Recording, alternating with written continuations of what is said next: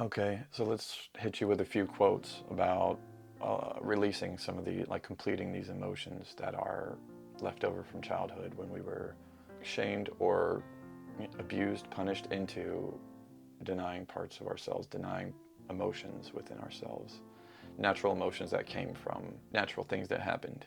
Parents often tried to raise you as the grown-up they want you to be, which may even come from a good place or may come from them not putting up with bull, that kind of thing, that's their vibe.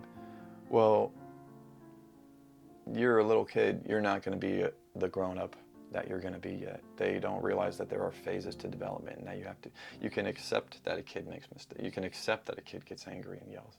You can correct the behavior nicely, or you can get pissed and shame them and beat them into not.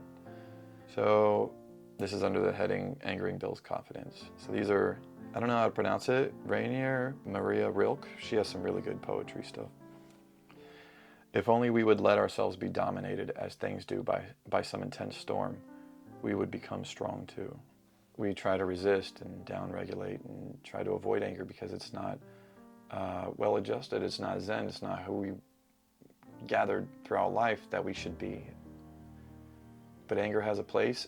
Like say in a work environment, of course you're not going to want to be angry. But if all those people really knew that you were screwed over so severely and so systematically and complex PTSD in childhood, it would make sense to them. Of course you're not going to erupt during work, but what I'm trying to get at is you're allowed to be angry. There's a reason that's coming up in you. It's because you have all these you haven't allowed yourself to be angry because your parents never allowed you to be angry. There's such an emphasis on being socially acceptable that people teach their kids, they teach students, everybody, oh, count to 10, distract.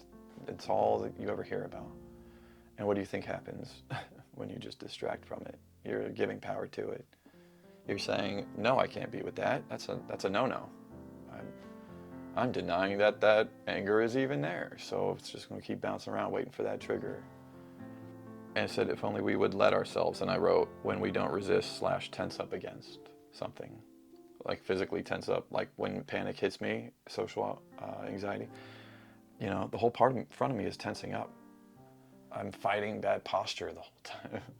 But I should have allowed it instead of, that was me tensing and resisting reality, if that makes any sense. Yeah, it's like you're bracing against reality, which if you think about it in that sense, that's absurd, to brace against reality. Things happen, it's just to say that sentence should be a bit revealing. I'm over here bracing against reality, something that's real already. Okay, next quote. Marge Piercy. A good anger acted upon is beautiful as lightning and swift with power. A good anger swallowed clots the blood like slime. And that's where we are. We're stunted. We're clotted.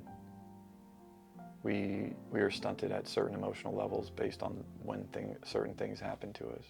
And to a little kid, they're just looking with doe eyes, just taking it all in and totally impressionable. And that's you. You were impressionable. They gave you a very false notion and told you, go on, run with it. Good luck.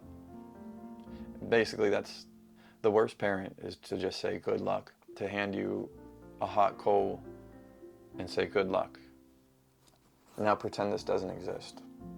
And that, again, that's a metaphor. That's what's really happening to you. All right, peace.